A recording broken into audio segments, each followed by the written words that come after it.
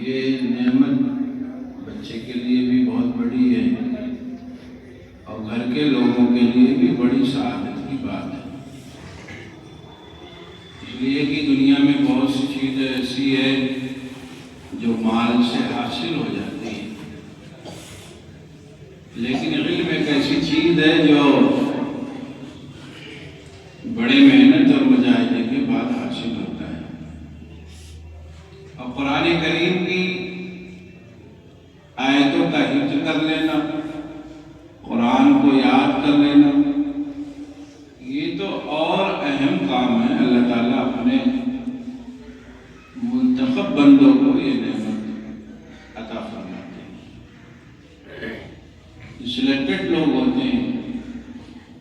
جو اللہ کے قرآن کو، کلام کو اپنے سینوں میں محفوظ رکھتے ہیں۔ یہ دولت ہے جو مال سے اور خاندانی جاہ سے اور جلال سے اور پاور اور طاقت سے حاصل نہیں ہو سکتی۔ ایک ادنا سا معمولی سا زندگی گزارنے والا انسان بھی اس نعمت کو حاصل کر سکتا ہے۔ بہرحال تو یہ بڑی خوشی کی بات ہے، بڑی مسرت کی بات ہے۔ یہ نعمت کے حصول کے بعد تو گھر کے افراد کو خوب خوش ہو جانا چاہیے اور خوشی کا اظہار بھی ہونا چاہیے، اور دنیا میں جیسے کسی چیز کا انسان جب متحمل ہو جاتا ہے، کسی منصب اور عہدے پر پہنچ جاتا ہے، اب اس کی عزت کا پورا خاندان خیال رکھتا ہے، سب لوگ اس کو ڈاکٹر صاحب اور ماسٹر صاحب اور وکیل صاحب کہنے لگتے ہیں۔ ابا بھی وکیل صاحب کہتے ہیں، ابا بھی کہتے ہیں ابھی ڈاکٹر صاحب آئیں گے۔ لیکن اگر بچہ حافظ ہو جائے تو پھر وہ اپنے نام ہی سے تب بھی جانے لگتا ہے، اسی نام سے تب بھی اس کو پکارا جاتا ہے۔ یہ بڑی بے وقاحتی کی بات ہے۔ جیسے دنیا کے عہدے کے بعد اس کے بڑی بڑی ڈگریوں کے حاصل ہو جانے کے بعد ہمارے بات چیت میں فرق آ جاتا ہے، نام لینے میں فرق آ جاتا ہے، کم سے کم اتنا تو حافظ اور عالم کو عزت دینی ہی چاہیے۔ ایک بیماری ہے، اور بیماری یہ ہے کہ دنیا کی رغبت، دنیا کی عظمت، دنیا کی محبت ہمارے دلوں میں بھری ہوئی ہے، اس لیے دنیا دار اور دنیا کے بڑے بڑے عہدوں پر بیٹھے ہوئے لوگ بھی ہماری نظروں میں بڑے اور محترم شان ہو جاتے ہیں، اور ان کے لیے بڑے اعزاز اکرام ہمارے دل و دماغ میں ہوتا ہے اور کرتے بھی ہیں۔ اور دین سے محبت و تعلق چونکہ کم ہے، اس لیے دین کے متحملین جو ہیں، دین کے عاملین جو ہیں، ان سے بے رغبتی رہتی ہے۔ ایک بیماری ہے جو اپنا اثر دکھلاتی ہے۔ ہم یہ نہیں کہہ رہے ہیں کہ آپ کسی کی بے عزتی کریں، کسی کے ساتھ آپ بد اخلاقی کا مظاہرہ کریں، نہیں۔ ڈاکٹر صاحب کہنے میں کوئی حرج نہیں، ماسٹر صاحب کہنے میں کوئی حرج نہیں، وکیل صاحب کہنے میں کوئی دقت نہیں، کہنا چاہیے۔ لیکن اگر آپ کا بیٹا حافظ ہو گیا تو اب حافظ جی کہنے میں کیا حرج ہے؟ آپ آج بھی عبداللہ اور عبد الرحمن اور عبید اللہ کے نام سے بلاتے ہیں، حالانکہ انہیں وہ بھی برا نہیں لگتا، اس لیے ان کو وہی تعلیم دی جاتی ہے کہ آپ اپنے گھر والوں کے ساتھ کو زیادہ ہی عزت کے ساتھ اور ان کا احترام رکھتے ہوئے آخری زندگی گزارتے ہیں۔ ادھر سے تقاضا نہیں ہے، جو علماء ہیں افراد ہیں ان کی طرف سے یہ تقاضا نہیں ہے، لیکن ان لوگوں کی یہ ذمہ داری ہے کہ کم سے کم جتنا ہم دنیا کے مراتب کے بعد اور ڈگریوں کے حصول کے بعد ان کے لیے ہمیں اہتمام کرتے ہیں، احترام کرتے ہیں، اتنا تو کم سے کم حافظ، عالم اور قاری کے لیے ضرور گھر والوں کو کرنا چاہیے۔ اس سے زیادہ ہونا چاہیے، لیکن چونکہ بالکل نہیں ہے تو کم سے کم اتنا تو ضرور ہونا چاہیے۔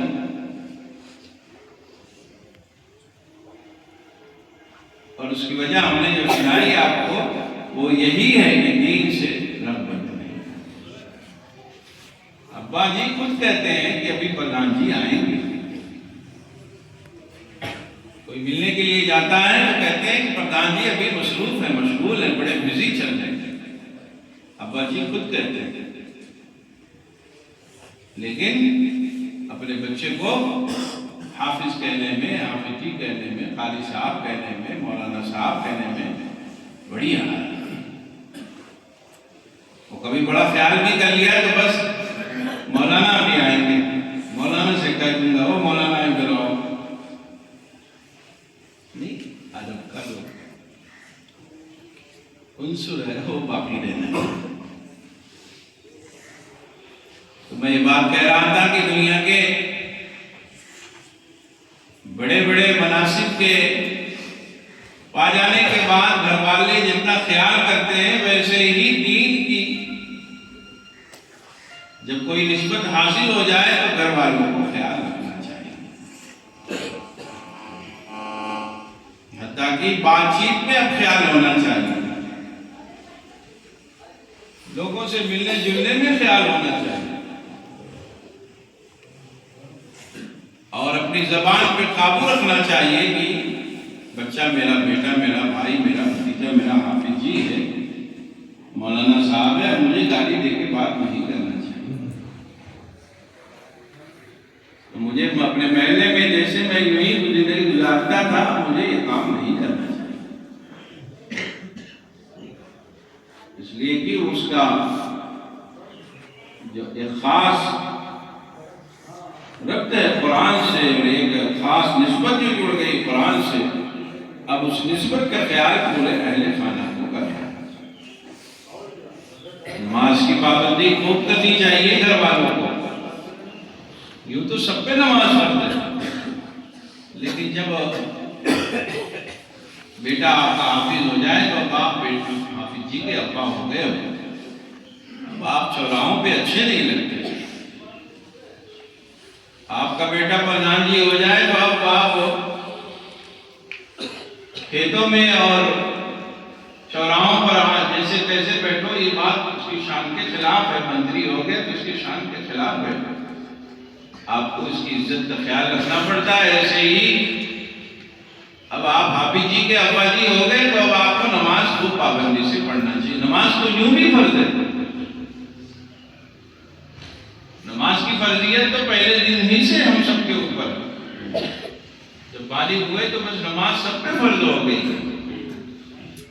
لیکن اب مزید ذمہ داری بڑھ گئی، اب آپ کو اذان ہوتے ہی مسجد جانے کی فکر کرنی چاہیے۔ اخلاق کے ساتھ رہنا ہر ایک کی ذمہ داری ہے، زبان کو خوب نرم رکھنا ہر ایک کی ذمہ داری ہے، لیکن جب کوئی خاص نسبت جڑ جائے تو اب اور ذمہ داری بڑھ جاتی ہے اخلاقی طور پر کہ اپنی زبان کو قابو میں رکھا جائے۔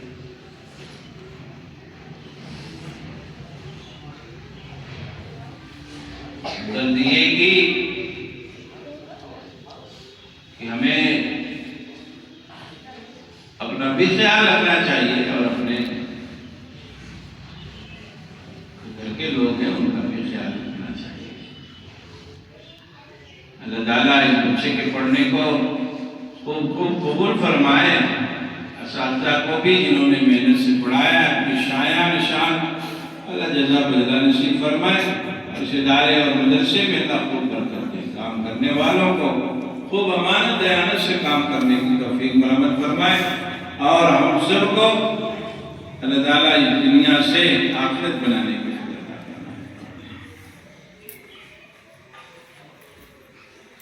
انسان جو ہے جب کسی کام میں لگتا ہے تو اللہ تعالیٰ پھر اس کو آسان فرما دیتے ہیں،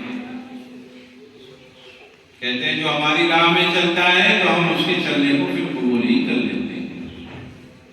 جو ہم سے مانگتا ہے تو ہم اس کی باتوں کو سن ہی لیتے ہیں، جو ہمارے سامنے رونا دھونا کرتا ہے تو ہم اس سے مدد کر لیتے ہیں، جو توبہ کرتا ہے تو ہم اس کے توبہ کو قبول بھی کرتے ہیں اور اسے عزیز بھی کر لیتے ہیں، عزیز بھی بنا دیتے ہیں۔ ان اللہ یحب التوابین، اللہ تعالیٰ توبہ کرنے والوں سے بے انتہا محبت فرماتے ہیں۔ اس لیے اب ہماری ذمہ داری یہ ہے کہ اللہ تعالیٰ نے موقع دیا تو اب ہم خوب توبہ کریں، اللہ سے خوب رونا دھونا کریں، خوب معافی مانگیں، اپنے گناہوں پر خوب زیادہ ندامت کا، عبدیت کا، عاجزی کا، انکساری کا خوب اظہار کریں،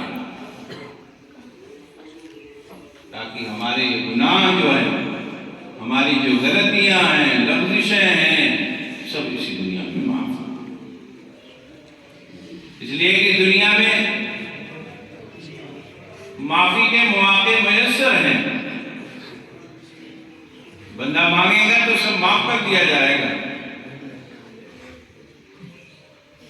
اور تائب اگر کوئی ہوا تو اس کی توبہ کو ایسا مٹاتے ہیں، ایسا قبول کرتے ہیں، گناہوں کو ایسا دھلتے ہیں، ایسا دھلتے ہیں کہ گویا کہ ایسا لگتا ہے کبھی گناہ کے دھبے لگے ہی نہیں۔ تائب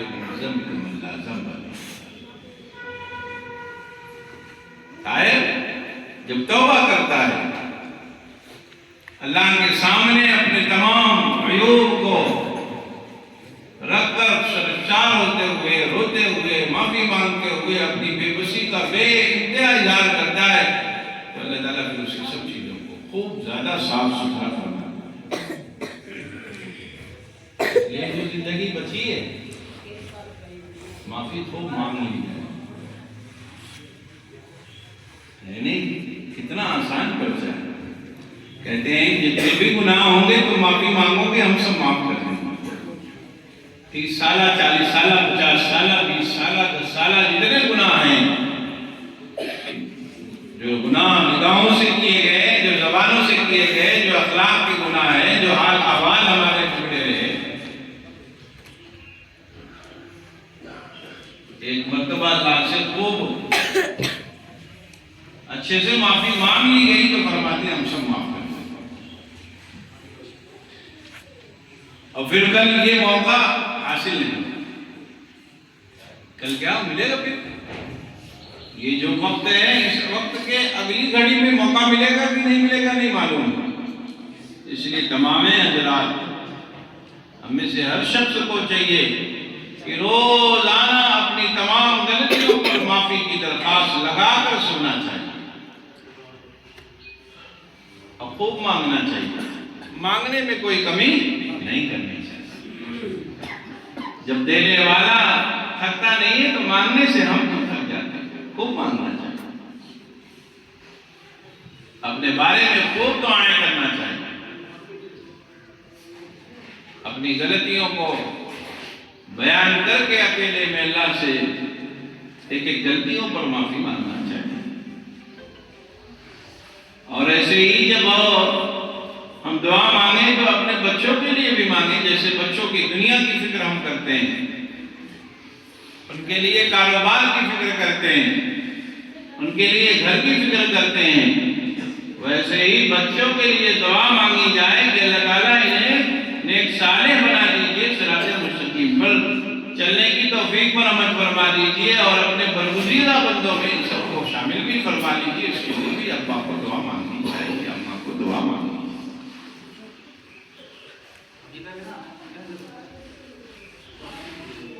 اس لیے کہ والدین کی دعا بچوں کے حق میں بڑی تیزی کے ساتھ قبول کرتی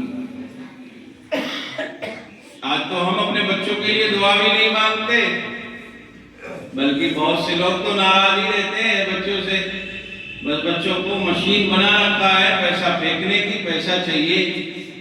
اس کے علاوہ اس کی نماز کا خیال ابا کو نہیں ہے، اس کے علاوہ ابا کو اس کے نیک صالح بننے کی فکر نہیں ہے، اس کو یہ بات ابا نہیں کہہ پاتا بیٹا عشاء کے بعد گھر آ جایا کر، رات میں وقت سے سو جایا کر، صبح فجر میں میرے ساتھ نماز کے لیے بیٹے چلا کر۔ اماں کو خیال نہیں، اماں ابا ناراض رہتے ہیں، یا ناراض نہیں رہتے تو بس بیٹے کو وہ ATM مشین ہی سمجھتے ہیں جس سے پیسہ لیا جاتا ہے۔ ٹھیک ہے، بیٹے کی ذمہ داری ہے، اس کو خوب اچھے سے کرنا چاہیے، اللہ تعالیٰ اس میں بھی ثواب دیتے ہیں، لیکن ابا کی اور اماں کی یہ بھی ذمہ داری ہے کہ بچوں کو نماز کے لیے کہتے رہیں، بچوں کو نماز پڑھنے کی ہدایت کرتے رہیں، انہیں بار بار تنبیہ کرتے رہیں، اور اپنی دعاؤں میں بچوں کو شامل رکھیں، ہر دعا میں اپنے بچوں کی جو ہے وہ شامل رکھیں کہ بیٹا ہمارا نمازی بن جائے، بیٹا ہمارا نیک صالح بن جائے، بیٹا میرا آپ کے نیک صالح بننے میں شامل ہو جائے۔ عام طور پہ یہ چیز دیکھنے میں کم ملتی ہے، بہت تبدیلی آ گئی۔ رونا تو سبھی روتے ہیں مل کر، ابا کا شکوہ ہے بیٹا سنتا نہیں، بیٹوں کو شکایت ہے کہ ابا مانتے نہیں، ہر دم پیسہ خرچہ کرنے کی بات کرتے ہیں، جانے بہن سے غلطی ہے۔ بیٹے کو خیال بھی رکھنا چاہیے، مال خرچ کرنے میں یہ سوچنا چاہیے کہ اس پر اللہ تعالیٰ مجھے اجر دینا چاہیے، ادب احترام رکھنا چاہیے، لیکن والدین کی بھی ذمہ داری ہے کہ بچوں کو خوب دعا دینی چاہیے، دعائیں مانگنی چاہیے، اور چھوٹی چھوٹی غلطیوں پر عفو اور درگزر کا معاملہ رکھنا چاہیے۔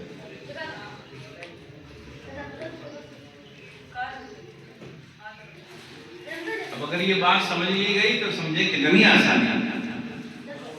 اتنے اچھے ہمارے گھر میں کسی کو بھی فرصت نہیں، کوئی پیسہ کمانے میں مصروف، کوئی پیسہ خرچ کرنے میں مصروف، سب لوگ اپنی جگہ سے ہٹے ہوئے، جو کہتے ہیں اعتدال کا راستہ جو ہونا چاہیے تو سب کے یہاں بے اعتدالیاں پیدا ہو۔ اللہ تعالیٰ ہم سب کو صحیح سمجھ عطا فرمائے، فہم سلیم عطا فرمائے، گھر والوں کو اپنی ذمہ داریوں کو سمجھنے کی توفیق فراہم فرمائے، اور اپنے بچوں کو ہمیں نیک صالح بنانے کی فکر کرنی چاہیے اور ان کے لیے دعائیں بھی کرنی چاہیے۔